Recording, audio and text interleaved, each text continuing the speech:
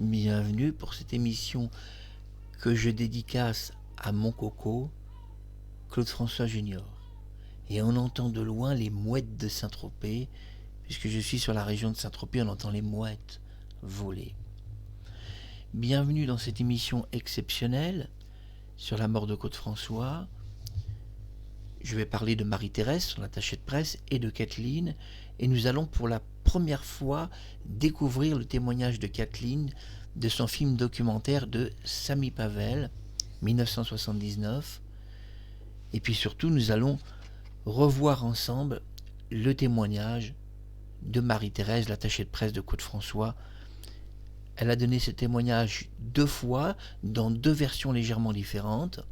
Une fois dans le droit de savoir, document INA, où elle explique dans le droit de savoir que, après avoir entendu un cri de Kathleen, elle est venue dans la chambre, puis est entrée dans la salle de bain et a aidé Kathleen à traîner le corps de Claude François et l'ont déposé sur un tapis. Ça, c'est la version du droit de savoir sur YouTube, document que je ne peux pas diffuser, protégé par INA.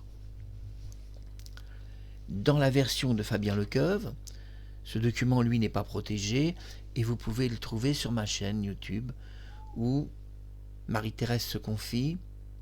Elle a attendu 15 minutes avant que Claude réponde. Il a préparé son jus de carotte centrifugé. On ne va pas tout réexpliquer. Lui a donné un plateau. Elle part sur la terrasse. À peine a-t-elle eu le temps de poser le plateau qu'elle entend le cri de Kathleen, redescend, traverse la chambre, voit Kathleen entre la chambre et la salle de bain traîner le corps de Claude François. Elle traîne le corps de Claude François avec Kathleen et le dépose sur le tapis. Sur les 2 versions, que ce soit celle de Fabien Lecoeuvre ou du droit de savoir, on a la même version de Marie-Thérèse. Sauf que dans le droit de savoir, on a plus de détails. Marie-Thérèse se confie qu'elle est entrée dans la salle de bain. J'ai ce document, mais comme il est INA, je ne peux pas le diffuser. Je serai bloqué. Alors que quand même, c'est un document important, mais vous pouvez le trouver sur YouTube. Dans les 2 versions, Marie-Thérèse nous explique qu'elle est venue vers Kathleen, l'a aidée à traîner le corps. Ça, c'est la version officielle de l'attachée de presse de Claude François. Marie-Thérèse, c'est son attachée de presse, d'ailleurs, qui a été l'unique témoin de la mort de Claude François, puisque Kathleen, ce jour-là, n'a jamais donné de témoignage, même pas écrit de sa main en anglais. Et c'est Marie-Thérèse qui a fait tout son témoignage, le traduisant en français à la police. Mais ce qui va nous intéresser dans cette émission, c'est le témoignage de Kathleen en 1979. Et là, attendez-vous à une énorme contradiction de témoignage avec Marie-Thérèse. Tellement énorme que quand vous aurez terminé cette émission, si quelqu'un d'entre vous veut se porter partie civile et déposer plainte, faites-le. La police sera dans l'obligation de prendre votre plainte conformément à la loi, ou quand il y a contradiction de témoignages énorme comme ça, on doit réouvrir une nouvelle fois le dossier de mort de Claude François et à nouveau entendre toutes les personnes. Vous pouvez porter plainte, je le dis aux fans de Claude François, vous pouvez tous déposer plainte si vous trouvez qu'en effet vous devez vous porter partie civile sur sa mort. Faites-le. De toute façon, la police ne pourra pas refuser la plainte, puisqu'on va voir ce document. Marie-Thérèse, en 1979, confie pour la première fois dans un film documentaire de Samy Pavel, qui était même diffusé au cinéma, la version complète de la mort de Claude François. Dans cette version qu'on va voir ensemble, sous-titrée, dont j'ai enlevé la bande-son pour les droits d'auteur, dans cette version, déjà, elle dit quelque chose qui est assez surprenant. Elle a pris la main de Claude François quand il a touché la lampe. Elle parle qu'il a touché une lampe et pas l'applique. Dans la version, il n'y a pas d'applique de salle de bain. Non. Dans la version actuelle, de toutes les versions de Kathleen, il a touché une applique de salle de bain, une applique murale. Mais dans la version du passé, la plus lointaine, celle de Samy Pavel, et non, il n'a pas touché une applique, Claude François, il a touché une lampe, et elle l'explique. C'est la première chose qui est très contradictoire de Kathleen avec tous ces témoignages actuels. Mais une deuxième chose, elle lui a pris la main, alors que dans les versions actuelles, elle a attrapé par la poitrine. C'était à préciser tout de même, entre prendre la main de quelqu'un et l'attraper par la poitrine, c'est pas tout à fait quand même la même version, et c'était à dire aussi. Dans cette version, nous allons voir toute la contradiction avec Marie-Thérèse, mais tout d'abord, je vous la diffuse en vous la commentant. J'ai supprimé la bande-son, mais cette vidéo est disponible sur YouTube où vous pourrez entendre la voix originale, où il n'y aura pas de blocage de droits d'auteur, puisque YouTube propose cette vidéo. Mais moi, je ne peux pas la diffuser, il y a des droits. Alors, on y va. Témoignage de Kathleen, je vais vous commenter tout ça. Nous sommes en 1979, quand Kathleen donne pour la première fois sa version sur la mort de Claude François, elle est d'ailleurs très mignonne. Il faisait très beau, dit-elle. On est allé prendre un bain de soleil sur la terrasse, je fais une pause. Marie-Thérèse est venue et m'a dit, on va d'abord faire une première pause. Il faisait très beau, explique-t-elle. Ils ont été sur une terrasse, donc elle est partie avec Claude François sur une terrasse. Premièrement, c'est-à-dire dans les archives de Météo France, il faisait 0 degré. On sortait de l'ère glaciale du mois de février, il n'y avait pas de soleil du tout. Et dans toutes les photos d'archives, nous pouvons voir qu'à 15h, il n'y avait pas de soleil, 16h non plus, sur l'immeuble, il n'y avait pas un rayon de soleil. Mais c'est pas grave, elle dit qu'il faisait une belle journée. De toute façon, qu'il fait beau ou qu'il fait moche, on s'en fout. C'est pas ça qui nous intéresse, le beau temps. C'est comment Claude François est mort. Écoutons la suite.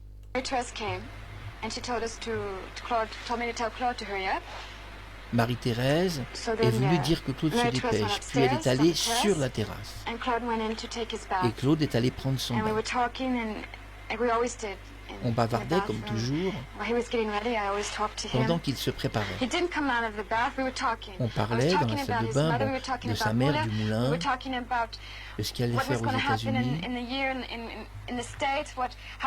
du succès qu'il aurait à Londres.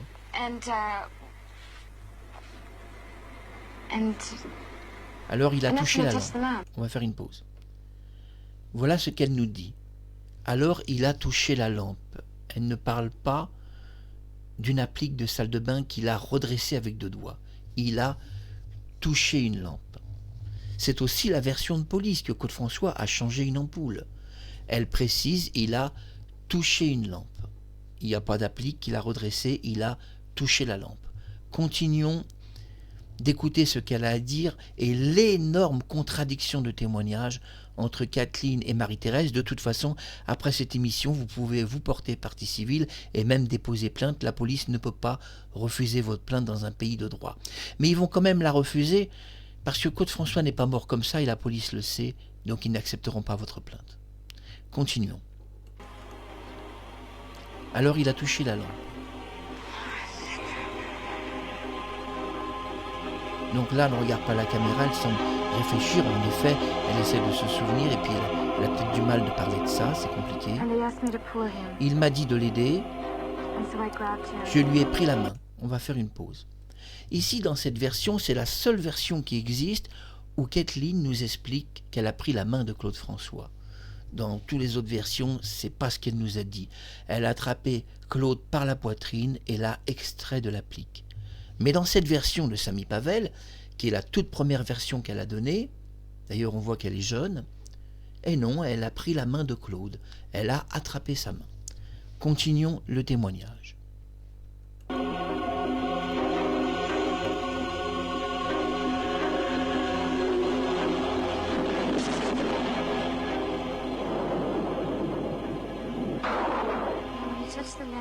Puis il a touché la lampe, on va faire une pause, elle répète une 2e fois, puis il a touché la lampe, elle le dit 2 fois.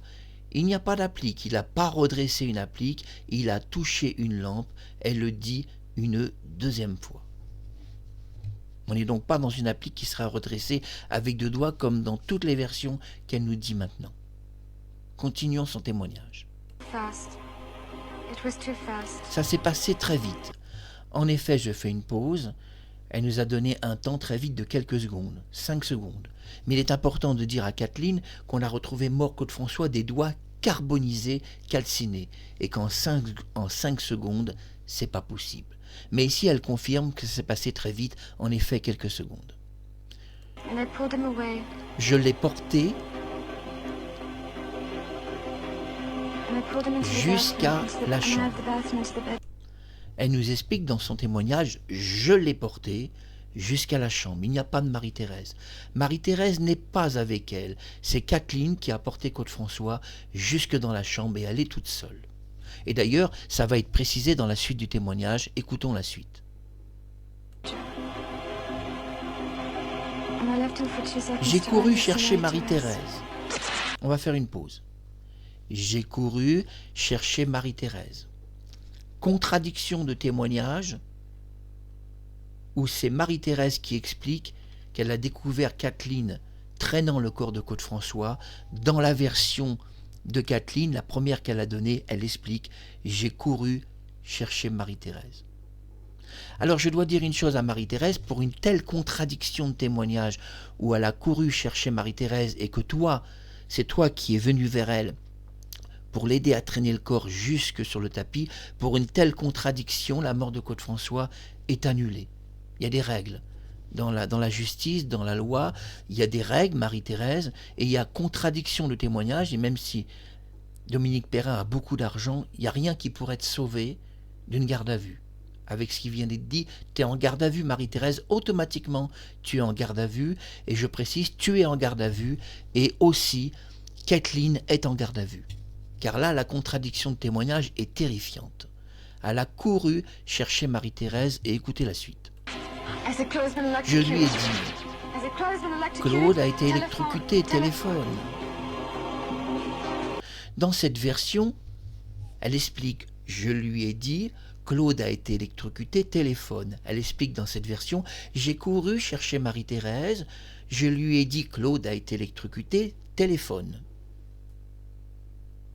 Jamais Marie-Thérèse a parlé que Kathleen lui avait dit de téléphoner ou qu'elle avait couru vers elle. Dans les deux témoignages, celui-là comme l'autre, du droit de savoir, Marie-Thérèse explique qu'elle découvre Kathleen traînant un corps et l'aide à traîner le corps. Il n'y a aucun dialogue entre les deux femmes. Aucun. Kathleen précise qu'elle a couru chercher Marie-Thérèse. Ça va en contradiction totale avec la version de l'attaché de presse.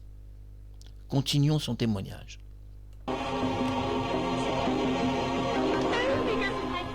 J'ai ramené Claude dans la chambre. Et j'ai couru demander à Marie-Thérèse de téléphoner puisque je ne parle pas le français. Je suis retourné auprès de Claude. Voilà le témoignage complet.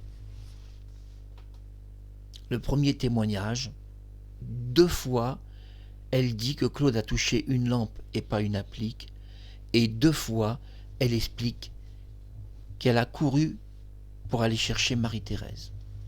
Alors, je le dis à Claude-François Junior, pour une contradiction de témoignage comme ça, qu'est-ce qui se passe si quelqu'un se porte partie civile en voyant cette vidéo ? Imaginons que quelqu'un, la capitaine des Claudettes, se porte partie civile dans la mort de Claude-François, ou même toutes les Claudettes. Qu'est-ce qui se passe ? Eh bien, Marie-Thérèse, tu es mis en garde à vue pour faux témoignage. Et Kathleen pourrait même être extradée des États-Unis, entendue par la police française pour faux témoignage. Parce que, en effet, vos deux versions ne collent pas. Et on voit que dans la mort de Claude-François, rien n'est vrai de ce que vous avez raconté. Ni l'applique qui bouge toute seule, ni l'applique redressée avec 2 doigts. Non, il s'agit d'une lampe. Marie-Thérèse, tu dis que tu as vu Kathleen, tu l'as aidée à traîner le corps de Claude-François. Dans la version du droit de savoir, tu es même entré dans la salle de bain, expliques-tu, et tu l'as aidée à traîner le corps jusque sur le tapis. Mais Kathleen ne nous explique pas ça. C'est elle qui a couru te chercher. Dans une contradiction de témoignage comme ça, vous êtes toutes les deux en garde à vue. Et toi, Marie-Thérèse, et Kathleen. Et Alain Dominique Perrin ne pourrait pas, même avec tout son argent, te sauver d'une garde à vue. C'est-à-dire que si quelqu'un regarde cette vidéo, même Claude-François Junior, et décide de se porter partie civile dans la mort de Claude-François, automatiquement, Marie-Thérèse, tu es mise en garde à vue devant la police française. Automatiquement. La contradiction de témoignage est trop importante. Et Kathleen aussi serait mise en garde à vue, car elle passe de la lampe à une applique qu'on redresse, et aussi elle explique qu'elle a couru, et qu'elle a dit à Marie-Thérèse d'appeler les secours. On pourrait même, en cherchant beaucoup plus loin, découvrir que la première personne qui a appelé les secours, c'est Kathleen, et pas Marie-Thérèse. Mais oublions toutes les autres versions. Ce qui nous intéresse, c'est les versions qu'on peut prouver avec des films, avec du visuel, avec le visage des gens, quand ils s'expriment, quand ils parlent. Marie-Thérèse, et c'est important, je vais pousser un peu mon bureau parce qu'à chaque fois il est face à mon ventre, et ce qui est important, c'est la version de Kathleen que vous pouvez trouver sur YouTube avec sa voix, hein, puisqu'elle est diffusée sur YouTube. Moi, j'ai pas pu la diffuser avec le son à cause des droits d'auteur. Je sais que YouTube risque de me bloquer. Là, comme j'ai fait du commentaire et tout, bon, et je répète à YouTube, essayez de ne pas interdire cette vidéo ou de la bloquer. Il y a l'amendement des États-Unis d'Amérique. Et je dois le dire à l'équipe YouTube, c'est quoi un amendement? L'amendement autorise que toute personne qui a des informations a le droit d'en parler. On peut même, en fait, passer toutes les règles de la loi si on peut prouver par la justice qu'on sait quelque chose. C'était important pour moi de vous montrer ces deux femmes. Je vous invite à voir dans les autres émissions que j'ai données, où j'ai publié le témoignage de Marie-Thérèse. Regardez aussi le témoignage de Marie-Thérèse du droit de savoir, une émission que je ne peux pas diffuser à cause du document INA qui possède des droits.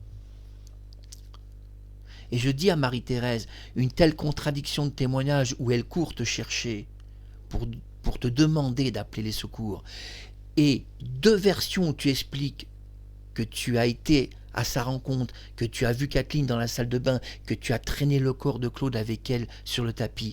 Dans le film de Samy Pavel, c'est pas ce qu'elle nous dit, elle est toute seule. J'ai porté le corps de Claude, elle est toute seule et elle a ensuite couru te chercher.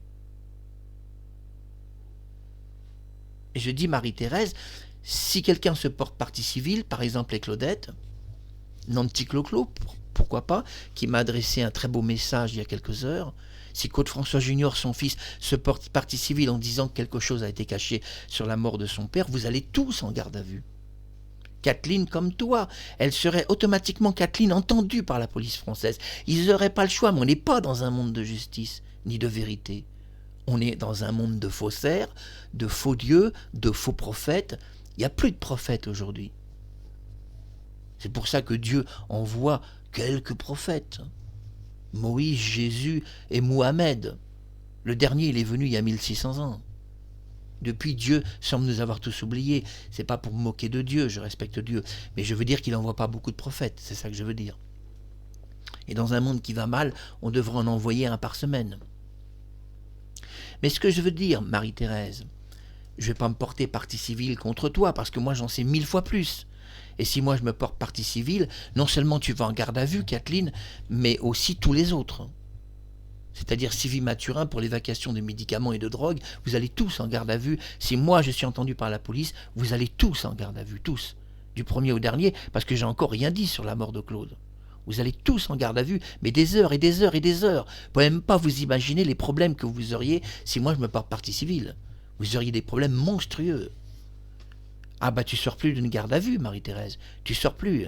Si je dis tout ce que je sais sur la mort de Claude, tu sors plus, ils te retiennent des heures. Tu fais 3 jours de garde à vue. C'est pareil pour Kathleen. La loi maintenant, c'est 3 jours. Alors, faites-vous votre opinion sur la mort de Claude François, entre son attaché de presse qui explique dans le document de Fabien Lecoeuvre et celui du droit de savoir qu'elle a découvert le corps de Claude François dans la salle de bain et qu'elles ont traîné toutes les deux le corps pour le poser sur le tapis. Ou alors, choisissez plutôt la version de Kathleen, 1979, c'était la première fois qu'elle se confiait. 2 fois, elle explique que Claude a touché une lampe, et pas une applique, et 2 fois, elle explique qu'elle a couru chercher Marie-Thérèse. Et en plus, avec des détails, pour lui dire d'appeler les secours. Dans la version actuelle, Marie-Thérèse, après avoir traîné le corps de Claude François avec Kathleen, a elle-même décidé d'appeler les secours, sans que Kathleen lui parle et lui dise un seul mot. C'est suffisant. Une telle contradiction, c'est la garde à vue pour les 2 femmes, c'est suffisant. Il n'y a pas besoin de plus en justice pour relancer la mort de Claude François. Ça vous intéresse d'en savoir plus? Vous nous dites Marc Harriman, il nous dit des choses intéressantes. On va se connecter, on va voir d'autres émissions sur Claude, alors venez pour la suite de cette série consacrée à sa mort.